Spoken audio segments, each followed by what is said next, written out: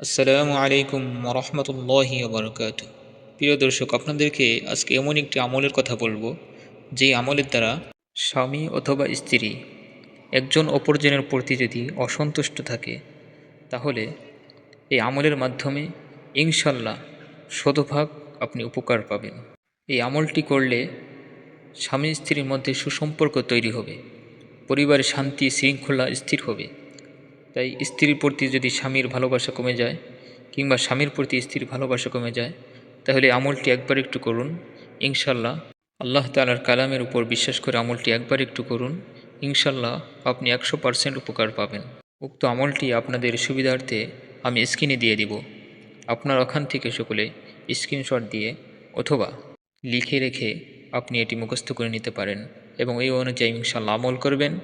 আশা করি প্রতিটি মানুষ উপকার পাবে। যদি আমার এই চ্যানেলের মাধ্যমে আপনারা উপকৃত হয়ে থাকেন, তাহলে সকলেই সাবস্ক্রাইব করে সঙ্গে থাকবেন ইনশাল্লাহ।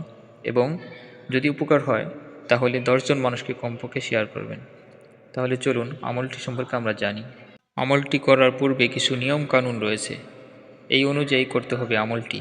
যদি কোনো স্বামী তার স্ত্রীর প্রতি অসন্তুষ্ট থাকে, তখন স্ত্রী মিষ্টি জাতীয় কোনো বস্তুর উপর এ আয়াত পাঠ করে দম করবে বা ফুঁক দেবে এবং স্বামীকে তা আহার করাবে। আল্লাহর ইচ্ছায় অসন্তুষ্ট স্বামী স্ত্রীর প্রতি সন্তুষ্ট হবে। তদ্রূপভাবে যদি কোনো স্ত্রী এমনভাবে স্বামীর প্রতি অসন্তুষ্ট থাকে, তাহলে স্বামীও এরকম আমল করতে পারে।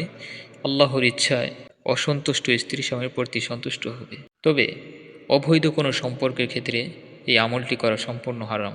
আবারও বলছি, এই আমলটি কোনো মিষ্টি জাতীয় কোনো বস্তুর উপর দম করে খাওয়াবেন, ইনশাল্লাহ অনেক ফল পাবেন।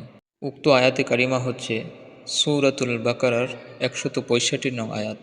ومن الناس من يتخذ من دون الله أندادا يحبونهم كحب الله والذين آمنوا أشد حبا لله ولو يرى الذين ظلموا إذ يرون العذاب أن القوة لله جميعا وأن الله شديد العذاب।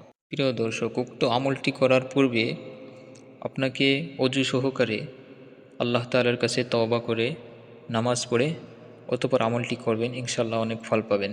এবং আল্লাহ তাআলার দরবারে খাঁটি দিলে তওবা করবেন এবং সর্বপ্রকার গুনাহ থেকে বেঁচে থাকার চেষ্টা করবেন।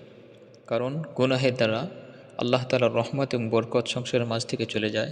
সুতরাং পারিবারিক শান্তি শৃঙ্খলায় স্বামী স্ত্রীর সম্পর্ক খুবই জরুরি। যেসব পরিবারের স্বামী স্ত্রীর মনোমালিন্য রয়েছে, তারা কোরআনের আমলের মাধ্যমে স্বামী স্ত্রীর সুসম্পর্ক তৈরি করে নিতে পারবেন। কিন্তু আপনাকে সর্বপ্রকার গুনাহ থেকে বেঁচে থাকতে হবে। আল্লাহ তাআলা আমাদের বোনদেরকে আমল করার তৌফিক দান করুন।